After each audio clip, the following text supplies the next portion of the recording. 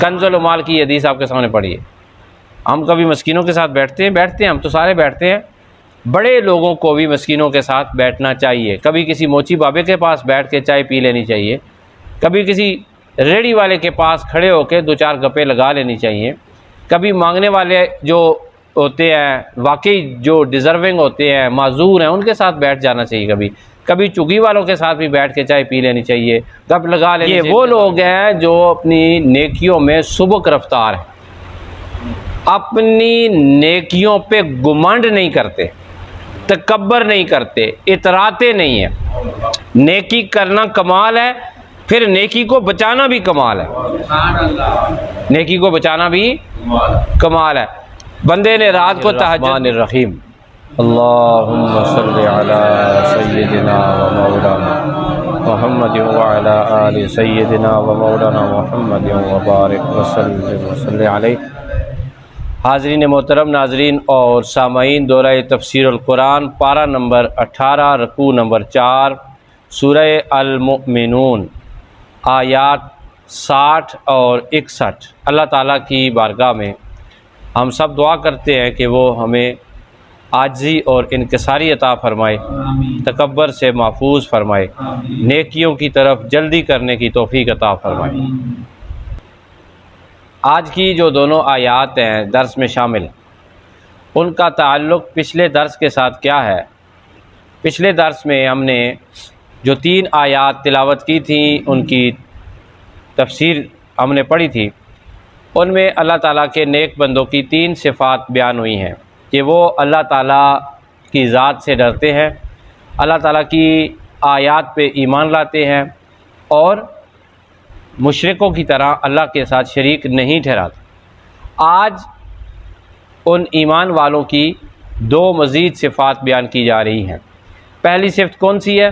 والذین، اور وہ لوگ جو یؤتون ما آتوا، جو دیتے ہیں، جو کچھ بھی دیتے ہیں، وقلوبہم، اس حال میں کہ ان کے دل وجلۃ، ڈر رہے ہوتے ہیں۔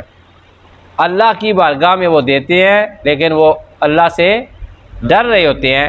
انہم الی ربہم راجعون، اس خیال سے کہ وہ ایک دن ضرور اپنے رب کی طرف لوٹ جانے والے ہیں۔ اس آیت کا معنی کیا ہے؟ اس آیت کا معنی سمجھنے کے لیے علامہ قرطبی رحمۃ اللہ تعالیٰ علیہ کی اس روایت کو پڑھتے ہیں۔ حضرت عائشہ صدیقہ رضی اللہ تعالیٰ عنہا نے بارگاہ رسالت مآب صلی اللہ علیہ وآلہ وسلم میں عرض کی کہ یا رسول اللہ صلی اللہ علیہ وآلہ وسلم، یہ جو لوگ خرچ کرتے ہیں، اس آیت کی تفسیر پوچھی تو وہ اس خیال سے ڈرتے ہیں کہ وہ لوگ شراب پیتے ہیں، چوری کرتے ہیں، اس وجہ سے ان کے دل خوف کھاتے ہیں۔ تو آقا علیہ الصلوۃ والسلام نے جواب دیا کہ اے صدیق کی لخت جگر، سبحان اللہ، عائشہ صدیقہ رضی اللہ تعالیٰ عنہا کے ساتھ کتنا پیار تھا، اور حضرت صدیق اکبر رضی اللہ تعالیٰ عنہ کا نام لے کے خصوصیت کے ساتھ ارشاد فرمایا،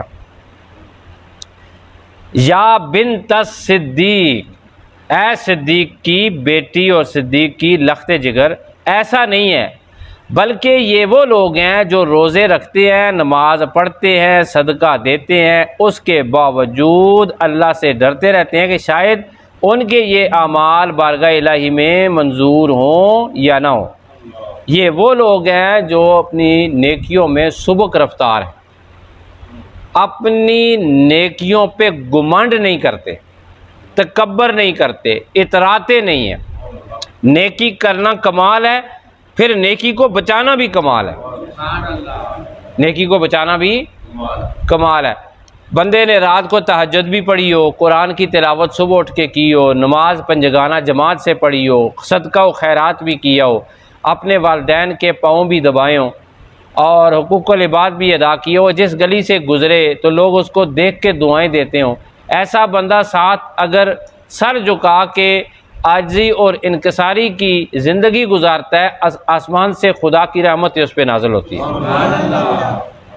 امیر بھی ہے، نیکیوں میں بھی امیر ہے، پیسے میں بھی امیر ہے۔ ویسے امیر تو اصل وہی ہوتا ہے جو نیکیوں میں امیر ہو۔ تو نبی پاک صلی اللہ علیہ وآلہ وسلم نے ارشاد فرمایا کہ عاجزی اختیار کرو اور مسکینوں کے ساتھ بیٹھا کرو۔ کنز المال کی حدیث آپ کے سامنے پڑھی ہے۔ ہم کبھی مسکینوں کے ساتھ بیٹھتے ہیں ہم تو سارے بیٹھتے ہیں۔ بڑے لوگوں کو بھی مسکینوں کے ساتھ بیٹھنا چاہیے۔ کبھی کسی موچی بابے کے پاس بیٹھ کے چائے پی لینی چاہیے، کبھی کسی ریڑھی والے کے پاس کھڑے ہو کے دو چار گپے لگا لینی چاہیے، کبھی مانگنے والے جو ہوتے ہیں واقعی جو ڈیزرونگ ہوتے ہیں، معذور ہیں، ان کے ساتھ بیٹھ جانا چاہیے، کبھی چگی والوں کے ساتھ بھی بیٹھ کے چائے پی لینی چاہیے، گپ لگا لینی چاہیے، ان کے ساتھ بھی بیٹھ جانا چاہیے۔ نبی پاک صلی اللہ علیہ وآلہ وسلم کو دیکھا گیا کہ آپ زمین پر غریبوں کے ساتھ، مسکینوں کے ساتھ اور بالکل پھٹے پرانے کپڑے پہننے والوں کے ساتھ ایسے بیٹھ کے گپے لگا رہے ہیں جیسے وہ ان کے دوست ہوتے ہیں۔ سبحان اللہ۔ تو اس موضوع کو اگر لے کے چلوں تو مجھے بڑی بڑی روایتیں یاد آ رہی ہیں اس وقت، لیکن وقت کا اختصار جو ہے وہ ضروری ہے درس میں، تو ہم آگے بڑھتے ہیں۔ نبی پاک صلی اللہ علیہ وسلم کی حدیث مبارکہ ہے کہ وہ لوگ جو تکبر اختیار کرتے ہیں وہ سیدھے جہنم میں جائیں گے۔ تو اللہ تعالیٰ ہمیں تکبر سے بچائے۔ تو دیکھیں خصوصیت کے ساتھ اللہ رب العزت نے ان کا ذکر کیا ہے، والذین یؤتون، اور وہ جو دیتے ہیں، ما آتوا، اور جو کچھ بھی دیتے ہیں، وقلوبہم، اور ان کے دل، واجلۃ، ڈرتے ہیں، ڈر رہے ہوتے ہیں، انہم الی ربہم راجعون، کہ انہوں نے ایک دن اپنے رب کے ہاں لوٹ جانا ہے۔ یعنی کہیں اس خیرات دینے میں کوتاہی نہ ہو جائے، نیت خراب نہ ہو جائے، ریاکاری نہ ہو جائے، اور بس اللہ ہماری اس نیکی کو قبول کر لے، آمین۔ اللہ اس نیکی کو اپنی بارگاہ میں منظور کر لے، آمین۔ یہ نیت ہونی چاہیے، عاجزی ہونی چاہیے، انکساری ہونی چاہیے۔ ساری نیکیاں کرنے کے باوجود بندہ اپنے آپ کو گنہگار سمجھے، اسے کہتے ہیں یہ بندہ نیک ہے۔ ایک بات اگر میں نہ کروں تو ہمارا موضوع نامکمل ہوگا۔ یہ آیت ہمیں یہ بھی درس دیتی ہے کہ دوسروں کو کبھی بھی حقیر نہیں سمجھنا چاہیے۔ کوئی بندہ بھی ہے بھائی معاشرے میں، بعض اوقات بندے کو یہ چیز کیا کرتی ہے، نقصان پہنچاتی ہے، کہ میں مثال کے طور پہ نیکی کے راستے پر ہوں، ظاہر ہے مسجد میں ہم آتے ہیں، درس قرآن میں بھی بیٹھتے ہیں، جماعت کے ساتھ نماز بھی نصیب ہوتی ہے اور بھی نیکیاں کرتے ہیں۔ ہمارے مقابلے میں کوئی ایسا بندہ ہمیں نظر آ جائے کہ جو نماز نہیں پڑھتا، یہ نماز پڑھتا ہے لیکن کم پڑھتا ہے، درس قرآن میں نہیں بیٹھتا ہے، تو ہمارا کیا فرض ہے؟ اس کے لیے دعا بھی کریں، اسے دعوت بھی دیں، اس کے لیے مخلص ہو جائیں کہ یا الہ العالمین، پتہ نہیں یہ دل کا کتنا صاف ہے کہ اس کے دل کو تیرا عرش بننا منظور ہے، یا الہ العالمین، ہو سکتا ہے اس کے دل میں تو خود بستا ہو، اے اللہ اسے بھی ہم سے زیادہ نیکیاں کرنے کی توفیق عطا فرما۔ تو انسان کو دوسروں کو اچھا اور اعلیٰ سمجھنا چاہیے۔ دوسری آیت اور 5ویں صفت اللہ تعالیٰ ارشاد فرماتے ہیں، اولئک، یہی وہ لوگ ہیں، یسارعون، جو جلدی کرتے ہیں، فی الخیرات، بھلائیاں کرنے میں، نیکیاں کرنے میں، وہم لہا سابقون، اور وہ بھلائیوں کی طرف ہی سبقت لے جانے والے ہیں۔ سبحان اللہ۔ کچھ لوگ صرف دنیا بنانے کے چکر میں ہیں، صرف پیسے بنانے کے چکر میں ہیں۔ بھئی حلال رزق کمانا کوئی گناہ نہیں ہے، لیکن یہ مقابلتاً بات اس ضمن میں ہو رہی ہے کہ صرف اور صرف پیسے کمانا انسان کے ارادے ہوں، بس میں نے پیسے کمانے ہیں، پیسے کمانے ہیں، پیسے کمانے ہیں، پیسے کمانے، ایک کاروبار اسے دوسرا بنا لیا، تیسرا بنا لیا، چوتھا بنا لیا، لیکن انسان اللہ کی طرف نہ آئے، اس کاروبار سے اللہ کے راستے میں نہ دے، تو ایسا کاروبار بھی انسان کو قیامت کے دن شرمندہ کرے گا۔ بہرحال کاروبار کرے حضرت عثمان غنی رضی اللہ تعالیٰ عنہ کی طرح، کہ جو کاروبار ہو رہا ہے، پیسے کما رہے ہیں، ماشاءاللہ خدا کے راستے میں دے بھی رہے ہیں۔ حضرت عبد الرحمن بن عوف رضی اللہ تعالیٰ عنہ پیسے کما رہے ہیں، دولت مند ہو رہے ہیں، لیکن اللہ تعالیٰ ان کو تقسیم کرنے کی توفیق بھی عطا فرما رہا ہے۔ اللہ کی بارگاہ میں دعا ہے کہ آیات بینات کی تعلیمات پر عمل کی توفیق عطا فرمائے۔